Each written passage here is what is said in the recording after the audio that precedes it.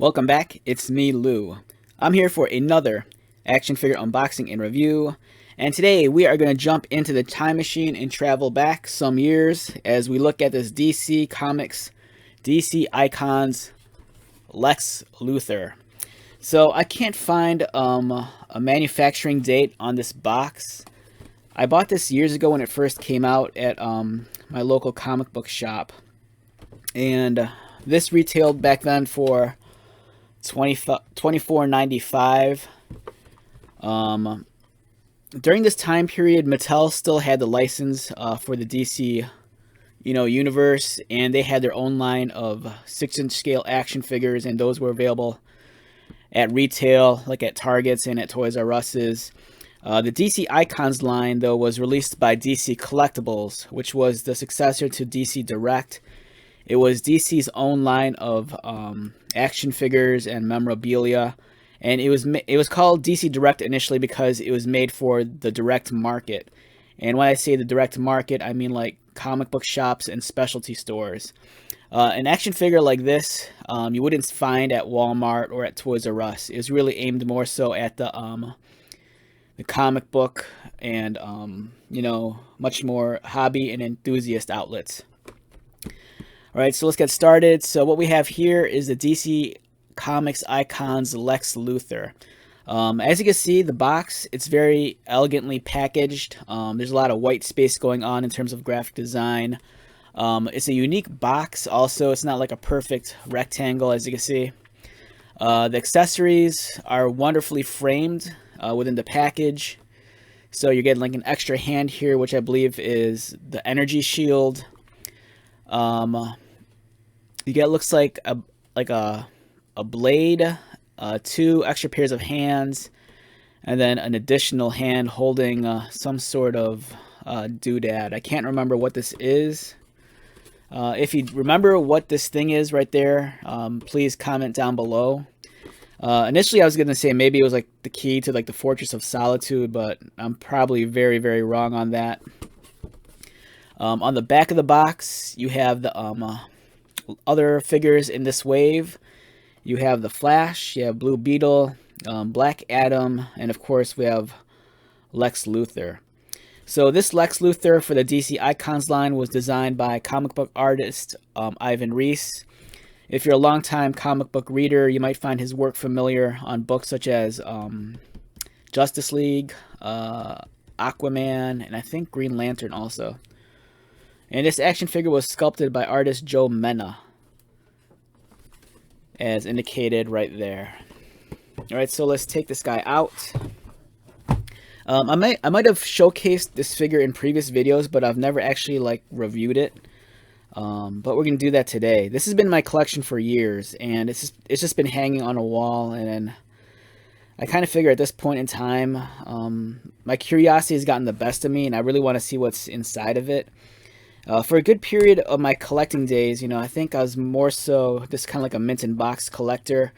I'd only like take a figure out of the box if I intended to actually display it and put it on a shelf. Otherwise, I do enjoy keeping them in the box. For me, I like the packaging almost just as much as the action figure. Having a background in graphic design, I have an appreciation for like visual imagery and package design and fonts and all sorts of wacky nerdy stuff, but also kind of for me to like have an action figure still in the box, it kind of gives me that same excitement when you first see the toy like at the store, so every time when I see this I'm kind of like giddy, like, oh wow, it's like a brand new thing. But that's just me being like a super toy nerd.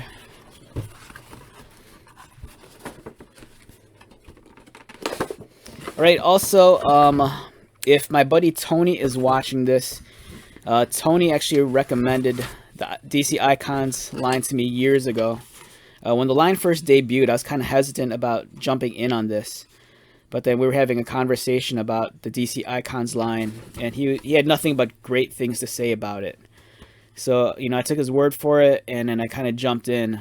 And they're really, really unique action figures in the sense that the whole presentation and just the way they're sculpted, it feels very different than like a stock action figure that you'd find at a toy store. This feels like a lot of care went into like the presentation, the design, the thought process, and the fact that they kind of accredit the comic book artists and the sculptors. It's like they kind of anticipate that the person buying this has a much more deeper level of appreciation for the character and the circumstances surrounding it, other than just it being like a toy that you can find on the shelves, if that makes any sense. Which it probably doesn't. I'm probably just rambling. With the figure, you also get this insert. It kind of gives you instructions for all the figures. So if you had Black Adam, he comes with the swappable hands. If you had the Flash, which I kind of wish I would have, it comes with a cosmic treadmill, which I really want. I'm like fascinated by the cosmic treadmill. Blue Beetle comes with swappable accessories and wings, and then here's Lex Luthor.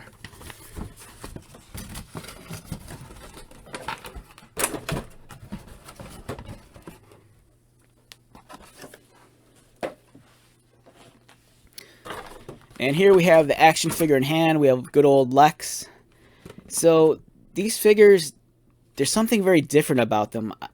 Like if you could like ascribe an aura to like an action figure or a toy, and if these things kind of like had a sense of personality and like new age energy about them, for me this thing kind of conveys a sense of sophistication. It's slightly more elegant.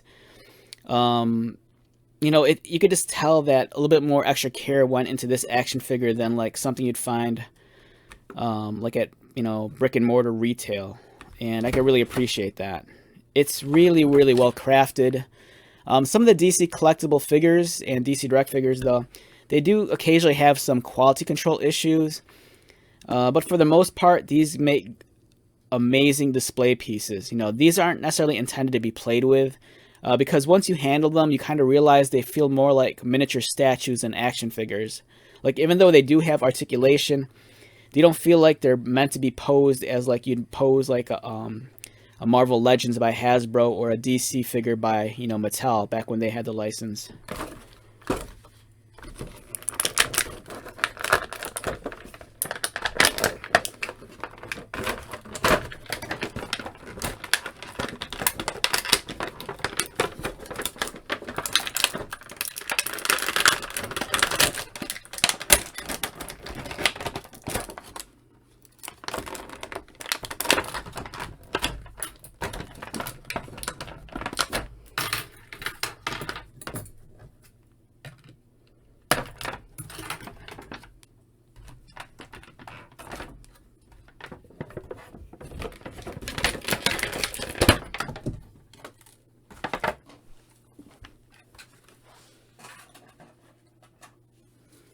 Alright, so we have Lex Luthor from the DC Icons line. Very, very beautiful head sculpt, as you can see. Really, really well done. The paint application on the face is pretty spot on also. It's very clean. Excellent craftsmanship on the sculpting of the body armor. It's a very, very beautiful piece.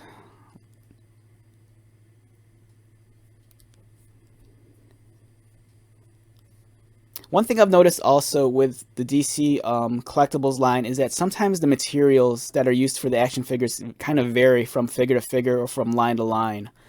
Like, I was handling some figures earlier today that were produced a couple of years later, and the material felt a little bit harder, a little bit stiffer. This plastic, on the other hand, feels a lot softer.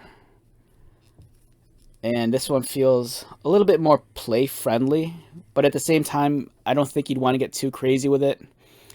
Just because, like I said, these are meant more so to be like display pieces than actual like toys to be played with. In terms of the height of the figure, let me grab a ruler real quick. This guy stands in at about 6 inches. Now, even though it's a 6-inch tall action figure, that doesn't necessarily mean it's a completely 6-inch scale action figure. Like, if you were to compare this to like a 6-inch scaled Marvel Legends, you'll find that this figure is actually a little bit smaller. Also, it kind of like be somewhat smaller and shorter when compared to a DC Classics figure by Mattel, which were produced during that time period also. So yeah, very elegant sculpting, very clean, well-presented action figure. You know, there's a reason why they call this the DC icons. You know, they take the most iconic versions of the characters and they present them in action figure form. Now let's take a look and examine the articulation. All right, so his head, it should rotate, but it's kind of tight. Doesn't look down, doesn't really look up. His arms rotate. And the nice thing with this guy is that his upper armor piece is glued to the top of his arm. So it allows for, you know, full range of movement in terms of moving up and down. It could go out to the side, but as you see, the armor pieces collide with the shoulders. He does have a bicep cut right there. Double pinned elbows, which allow for, let's see how far we get him to bend. Yeah, not that much motion, which is kind of odd. Like, for most action figures that have double pinned elbows, you know, there's a further range of motion. But this guy, as you can see, it's almost pointless having that second pin because it doesn't allow it to extend that much further. So, he has articulated wrists, as you can see right there. Has a crunch and doesn't want to crunch forward. I'm not going to force it either because this is really tight. He does have a cut beneath the chest line, so he can swivel. There is no waist swivel, which is kind of odd because this was almost like a trend during this time period. I want to say maybe during maybe the early 2000s up until maybe 2010.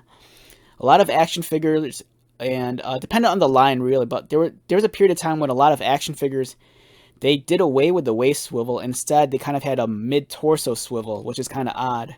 If you collected some of the 4-inch G.I. Joe figures during the mid-2000s, I believe that was the 25th anniversary line, you'll remember that a lot of the action figures, they did away with having swivel at the waist, and instead they'd swivel at the chest like this guy here. For me, it's kind of an odd point to break the figure. You know, I'd much prefer the waist swivel as opposed to the chest swivel. His legs kick forward about there. They kick outward. And surprisingly, this is made of a very, very soft rubbery plastic, so you can actually kick out. This is not a hindrance in any way. Knees, double pinned knees. And he has articulated ankles. But unfortunately, it's almost kind of pointless because all these armor pieces kind of get in the way of actually moving his ankle. So the range of motion is extremely limited. In terms of if you want to compare him in size with like another action figure, just give me a moment. Let me go grab some other figures. It'll only take a second.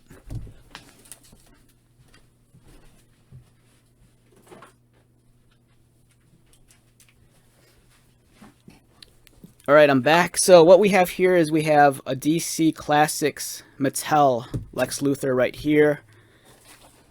This was from the very much beloved DC Classics line.